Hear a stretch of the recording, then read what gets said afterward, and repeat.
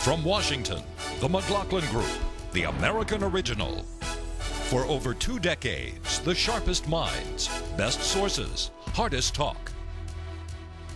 The McLaughlin Group is brought to you by Pharma, new medicines, new hope. And by Toyota, a company proud to be a part of the landscape of America.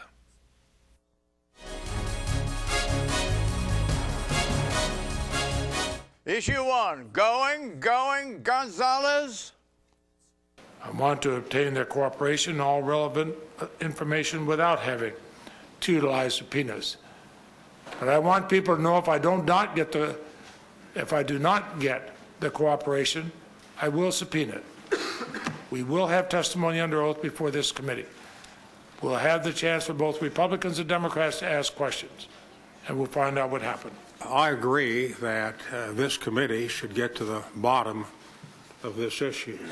Chairman Leahy's Judiciary Committee voted Thursday to authorize the use of the subpoena to coerce, if necessary, Justice Department officials involved in the sudden firing of 8 U.S. attorneys, 7 all at once last December. The committee may also subpoena Mr. Bush's 24-day Supreme Court nominee and former White House counsel Harriet Miers and Karl Rove, who has been connected to the firings in emails released by the White House. The U.S. attorney's firing scandal appears to be building. The nation's 93 U.S. attorneys are the government's principal litigators, working under the Attorney General in districts throughout the nation and its territories. With the advice and consent of the Senate, they are appointed by the President to serve at his discretion. Within his or her jurisdiction, each U.S. attorney is the chief federal law enforcement officer of the United States government, prosecuting criminal cases brought by the federal government and on some civilian matters. Democrats say that the Republican Attorney General, Alberto Gonzales, fired 8 of the U.S. attorneys not because of underperformance on their part, but because they were too tough on Republicans and too soft on Democrats. If true, this multiple firing episode appears to be a shabby and grave departure from good government. U.S. attorneys have always been above politics, and this administration has blatantly manipulated the U.S. attorney system to serve its political needs. The sacked U.S. attorneys were equally indignant. The 7 United States attorneys, aside from me, deserve apologies, not because they were fired, but because their professional reputations were injured. Question, does the problem with Gonzalez start with the 8 U.S. attorneys sacking? Pat Buchanan? Problem starts with Gonzalez forgetting Walter Scott's "What a tangled web we weave when first we practice to deceive." Look, John, the President of the United States got the right to fire all 93. He could fire none. He can fire them for cause. What can't be done is to go out there and say we fired these guys for various reasons and then not tell the truth and then be contradicted by emails. The problem here is a problem of credibility on the part of the administration right now, but they had every right to do it. As for Schumer saying that, look, Bill Clinton fired 93 U.S. attorneys and got rid of in 10 days the guy going after Rostenkowski and the guy in Arkansas going into Whitewater. What I'm getting at, Eleanor, with that penetrating question, which somehow eluded Buchanan, is this: that Gonzalez's problems originated before this, that he has been the president's lawyer instead of the people's lawyer, as Attorney General should be. Do you agree with that? Well, and do you have evidence in the past to substantiate that? First of all, I want to say there's always an element of patronage. These are political jobs. When Clinton came in, he was a new president taking over from a party, from a president of a different party. It is standard procedure to get rid of people who were appointed by the previous president. It is highly unusual midway through a second term to wield the axe. And of course, all the lies and the backfilling make it look even worse than it is. But Gonzalez is a walking dead man because his problems predate this. What are those problems? The problems are he wrote the memo on torture. He dissed the Geneva Convention. He shut down an investigation into the NSA eavesdropping. He has, as you said, behaved like he's the president's personal factotum. And then he tries to lay it all off on Harriet Miers, the woman who's not there anymore. And he also disses Congress in the conduct of his job, suggesting that they might want to bypass Congress in appointing new attorney generals and not even consult with the senior senators. He's got Republicans angry at him, too. Do you think that's his root problem? He served as the president's counsel, his personal counsel, and not as the attorney general enforcing the law. No, look, first of all, Pat's absolutely right. The prerogative to fire anytime they want is without question. I don't think... Well, except under circumstances such as we could have here. For political reasons. No. If they didn't like the way they were prosecuting generally in categories, there's no problem. Now, if they try to intervene in a particular prosecution, there would be a problem. But let me make a bigger point. Go to your question about going Gonzalez. If the White House is not foolish, they're going to keep him, because if they fire him, that's not the end of their problem, that's the beginning of their problem. Because at that point, the blood will be in the water, they won't be able to get a solid Bushman in for Attorney General, the hearings in the Senate, for a new person will be bloody murder for them, they'd be fools, they need to develop a backbone and stick with this guy, whether he's a great lawyer or an average lawyer. Okay, let's eyeball Gonzalez. Let's hear from Attorney General Gonzalez and President Bush. Attorney General Gonzalez admits errors. I acknowledge that mistakes were made here. I accept that responsibility. But he defended himself as the hapless executive kept in the dark in his own office. Was not involved in seeing any memos, was not involved in any discussions about what was going on. That's basically what I knew as the Attorney General. As for the president, he acknowledges lapses, but clearly did not appreciate front pages being deflected from coverage of his five-nation Latin American tour by this latest and perhaps most dangerous second-term embarrassment. And he's right, mistakes were made. And I'm frankly not happy about him. Al was right, mistakes were made, and he's going to go up to Capitol Hill to correct them. Does taking responsibility today mean gone mañana, as happened with the officials at Walter Reed Hospital? I ask you, Dimitri, and welcome, by the way. Thank you. Well, I think it's interesting. I think Gonzalez's performance this week was very similar to General Kiley, who was the Army Surgeon General, who basically said, I don't do inspections of barracks or of wards in the hospital. Gonzalez made a similar point. He said, I've got people below me, and they were doing the job. They clearly didn't do it very well. But he's in charge. He's got to take responsibility, I think, at some point. Do you think that he can survive this, Pat? Yeah, I think, but, I agree. I thought that was terrible what you saw there. Look, the guy's the Attorney General of the United States, and the U.S. attorneys, they're tough customers. You can move them out and move them in, but not to know they're unloading 7 or 8 of your U.S. attorneys when you're the Attorney General of the United States and your deputies are working with the White House suggests that you're an absentee landlord, John. I think he can, but I do agree with Tony. This administration has got to get a backbone. They ought to fight for their prerogatives, and what they can and can't do, they're being pushed all over the field right now. You think Gonzalez has more? Do you think he has more serious problems? Do you think that he falsified before Congress? I don't think he falsified, but somebody went up there and didn't tell the truth to these guys, and they're all in an uproar over that. Is there a smoking gun? Is there a smoking gun? They're sure looking for it, and they're going to put out subpoenas, and there probably is going to be a lawsuit on executive privilege that goes to the Supreme Court. Look, if Gonzalez survives, I think that's terrific for the Democrats. What a whipping boy they have. I think it's the Republicans who are going to move and want to get rid of him. He shouldn't give up Rove, John. They shouldn't. They should draw the line. Rove is the president's personal advisor and counsel, and you can't have him getting right into the White House and taking him up there. Is David Iglesias the U.S. attorney? Is he the smoking gun, meaning that Pete Domenici leaned on him a little bit, subtly? for information? Well, if and you get they, it, yeah, they tried to get Iglesias to prosecute Democrats for corruption. No, in Heather Wilson's home state. They wanted to prosecute for voter fraud. Whoever's doing it, they felt as a matter of policy, the U.S. attorney should be doing more of it than he was. And let me tell you that every prosecuting office has priorities. Some of them are good ones. This one is for pornography and for voter fraud. Spitzer was for white-collar crimes in New York. Yeah, you can argue about whether they're wise policies, but they have every right to fire a U.S. attorney who isn't following the policy. You make it sound so benign. Dimitri? Because it is benign. It is not Tony, benign. how do you get around the fact that some of these people had fantastic performance reviews several months before they were fired?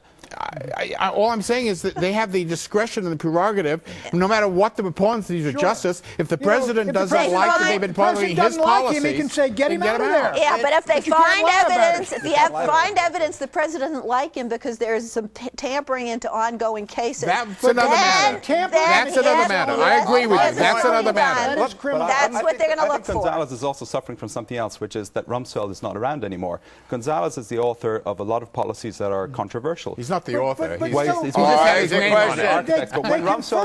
after he authored those policies, he was confirmed by the Senate. Exit question. Will Alberto Gonzalez, like Rumsfeld, make an abrupt departure from the cabinet? Pat, yes or no? Pat Buchanan. No, certainly not in the near future, and not by what we know now. Hello. That's a nice little out that Pat has there. I don't see him lasting until Bush leaves office. Assuming that there's no criminality and there's no evidence of that at all, then I think, I'm not sure, I think the White House is going to tough it out, but I'm not sure. I think President Bush's defense of him was less strong than his defense of Rumsfeld a week before he fired him. Really? So you think he's a goner? I think he's looking bad. I think it's building. I think that Al will probably do a Rumsfeld for us. When we come back, don't ask, don't tell. Well, don't preach. Rumsfeld didn't do anything.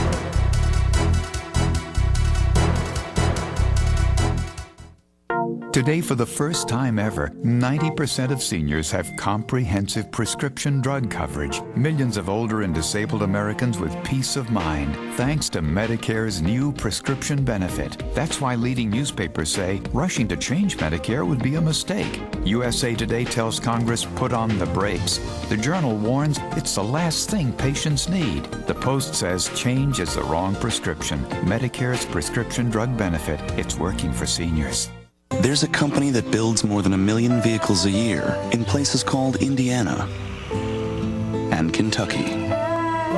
One that has 10 plants, from the foothills of West Virginia to the Pacific coastline. What company is this? Toyota, a company that along with its dealers and suppliers has helped create hundreds of thousands of U.S. jobs. A company proud to do its small part to add to the landscape of America. Any global accounting organization needs to keep a sharp eye on the financial environment. Listen carefully to your needs and goals, and think long and hard about your business. But what distinguishes the accountants at Grant Thornton is their passion for the business of accounting. Grant Thornton, a passion for the business of accounting.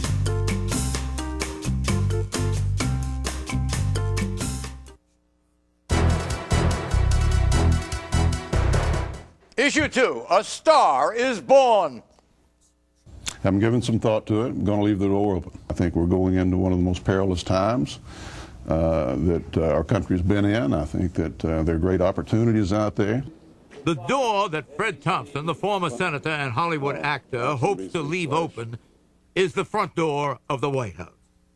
The plain-spoken, charismatic, conservative could be the presidential nominee of a Republican Party that currently many believe has no real star power to capture the imagination of GOP voters. Thompson brings star power in megawatts, a 1-2 punch, political star power plus Hollywood star power. In 18 feature films, Americans see Thompson as the man in charge. And I imagine you'll tell me what all the hubbub's about. Fred Thompson currently appears on TV's highly rated and enduring drama, Law and Order. In Washington, Thompson's political career was ignited by the 1973 Senate Watergate Committee hearings, where he served as Republican Minority Counsel under Howard Baker. Mr. Butterfield, as far as you know, are you aware of the installation of any listening devices in the Oval Office of the President? In 1994, 13 years ago, he was elected to the U.S. Senate by his home state of Tennessee and served 8 years. The American Conservative Union rated his Senate voting record 92% favorably conservative. The premier liberal rating group, Americans for Democratic Action, scored Thompson 0. At Republican primaries and caucuses starting in 10 short months, Thompson's conservative credentials could turn red states into Fred state. Anti-abortion. I think Roe versus Wade was bad law and bad medical science. I think it was wrong. Gay marriage. Marriage is between a man and a woman. Gun control. I'm against gun control generally. Iraq. I would do essentially what the president's doing. Question, is Fred Thompson the next Ronald Reagan, meaning a perfect hybrid of celebrity and politician? I ask you, Tony. Well, he was asked that question earlier this week and said there's not going to be another Ronald Reagan anytime soon. But he is a very impressive guy. He's got a wonderful manner. He's smart.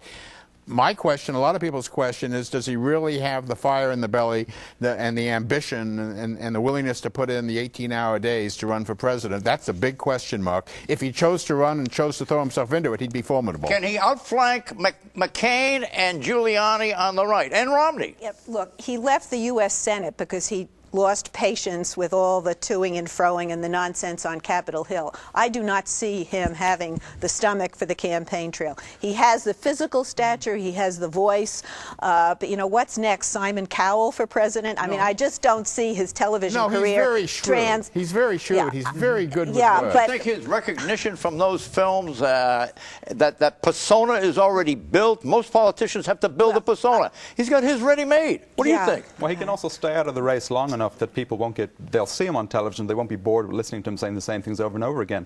But I think he's probably more likely to be a vice presidential candidate, if anything. John McCain said, if I had his voice, I'd be president. Well, maybe that's what's going on. What about the fact that he's not a Washington insider? He left the political scene. Now he's back. So therefore, he's not corrupted with all of this other corruption. There's the huge alley of running room on the right wing of the Republican Party for a national figure. Fred Thompson's a national figure. He's recognizable. He's very likable. The problem is what Eleanor said, does he have the eye of the tiger? And I don't see it there, John, and I haven't seen it. It looks like, I mean, here's a fellow that enjoys life, but he's not someone who's known as a deeply ambitious individual. And frankly, if you're going to get in there and do battle with all these fellas, you'll have to get in earlier than he's. We've seen Romney on videotape doing quite well at these political gatherings. Do you think Thompson outflanks Romney? Easily outflanks him. Why? Because of what? Oh, well, social conservatism, but Fred Thompson's got some areas of social conservatism that conservatives won't like, but they would settle for him very fast given what they're offered. He pulls all your levers, does he not? You saw those issues. Well, he knows the catechism well, most of it, John. Exit question. Assuming Fred Thompson throws his hat in the ring, on a probability scale of 0 to 100, 0 meaning zero probability, 100 meaning metaphysical certitude, what's the probability that Thompson will be the Republican presidential nominee? Pat Buchanan. The odds would be about 8 to 1 against. The others are right there too early and they're too strong. So you give him a 20% probability? No, it'd be 12. 12%? Mm-hmm. Well, on a scale of 1 to 100, I'd give him about a 2. A 2? A 2. In other words, 98% sounds like no. You don't really care for this. No. You're a little worried about it. Are you a little worried about it? I admire him. I liked him when he was in Washington. I just think he can't get into the race on the cheap. He wants to wait until September and think everybody else implodes, and then he gets in at the last minute. Visualize him on a stage debating Hillary Clinton. Who do you think is going to win that debate? I think the same dynamic would occur as what happened in New York. He would look like he's invading her space, and women would rise up and support Hillary Clinton. You think so? Yes. You think women are solidly behind Hillary? Rick Lazio Pardon me? I know, he understands women a lot better than Rick Lazio did. I'd say 15 15, 20, 10 to 20, in that zone. I mean, about where Pat's saying. I mean, nobody, I wouldn't give anybody, even Giuliani, more than maybe a 25. You got an open field. Yeah. What do you think? I give him about 20 as well. I think he's got a great life right now. Why give it up? And if he's gonna support the president on Iraq, he's got a huge hurdle. Did you notice how he came out of nowhere to support Libby? Yeah. Libby being a good friend and employee of the president and others on that staff? He's leading the Where did that come from? Well, do you think it's possible that Cheney listen, might resign and he might be installed as vice president? No, I don't think it. Is that extreme? Yeah, that's extreme. But I think he's very close to the neocons because they're raising an awful lot of money for Libby, and it's a real test of loyalty to the Cheneyites and the neoconservatives. The answer is 32%. Issue 3, pastor in chief. I believe that homosexual acts between individuals are immoral, and that we should not condone immoral acts. And I do not believe that the armed forces of the United States are well served by saying through our policies that it's okay to be immoral in any way, not just with regard to homosexuality. Within 24 hours, the chairman of the Joint Chiefs issued this clarification.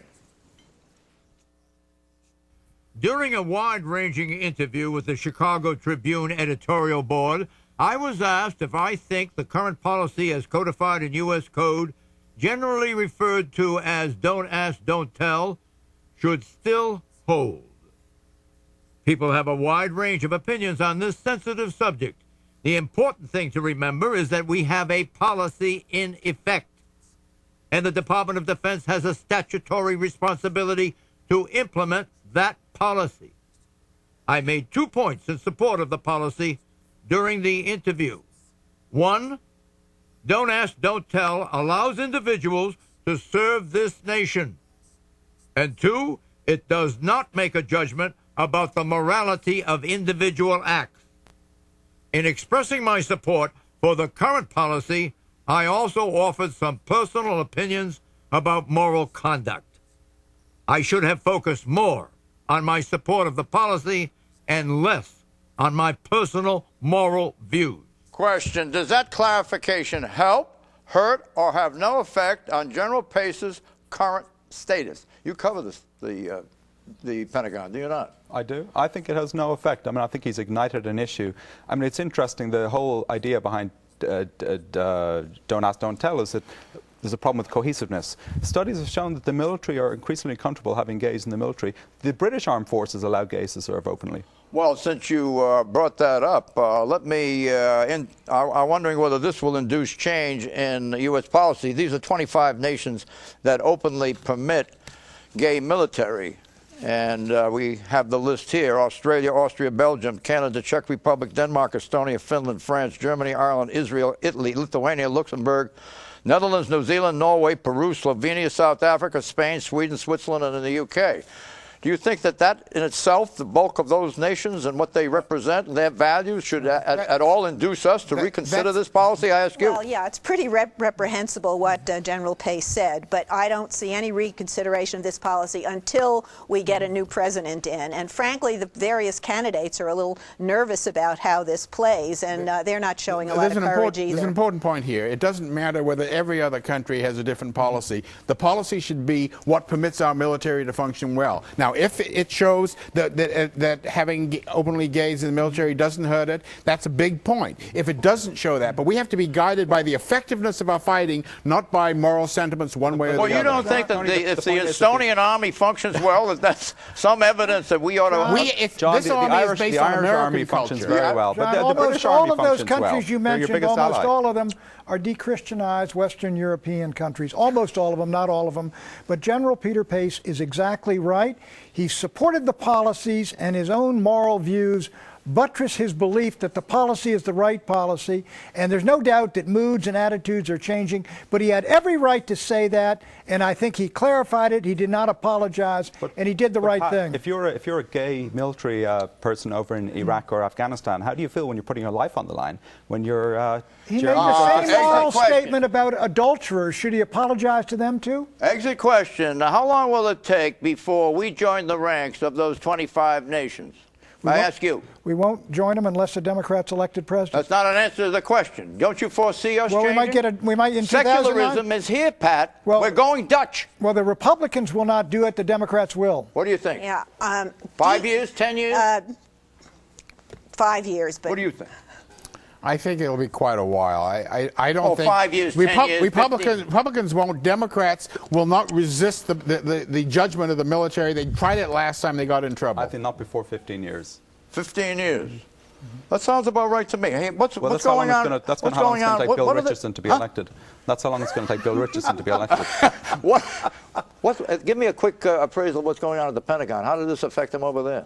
Well, I think there are a lot of people who probably agree with General Pace, but agreeing with someone and then saying it out loud and the impact it will have on troops on the ground is a completely different thing. Note that he did not condemn the status of homosexuality. He condemned, from a small perspective, actions, behavior. These are generational attitudes, and time will take care of it. Unfortunately, it's an insult to all the gays who are serving honorably. I'm sorry for interrupting you, Eleanor, but we have to do the U.S. military dead.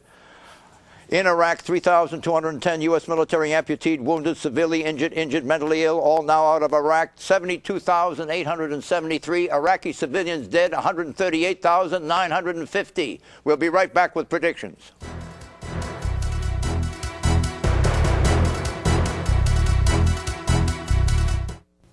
The McLaughlin Group is brought to you in part by Grant Thornton, dedicated to serving clients worldwide with a singular passion for the business of accounting. And by SAP, software for great companies, not just great big companies. Learn more at sap.com/midsize. At our recent offsite, I picked up this juicy tidbit. SAP has software for mid-sized businesses. Trust me, it's juicy.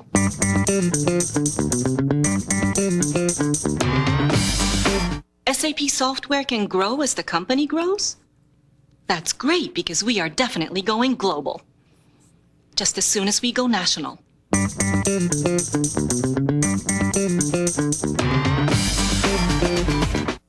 Today, for the first time ever, 90% of seniors have comprehensive prescription drug coverage. Millions of older and disabled Americans with peace of mind, thanks to Medicare's new prescription benefit. That's why leading newspapers say rushing to change Medicare would be a mistake. USA Today tells Congress put on the brakes. The Journal warns it's the last thing patients need. The Post says change is the wrong prescription. Medicare's prescription drug benefit, it's working for seniors. Force prediction, will Thompson run? 20%. I don't think so. No. No. Yes. Nebraska Senator Chuck Hagel will throw his hat in the ring also by late spring. Erin Go Bra, bye-bye.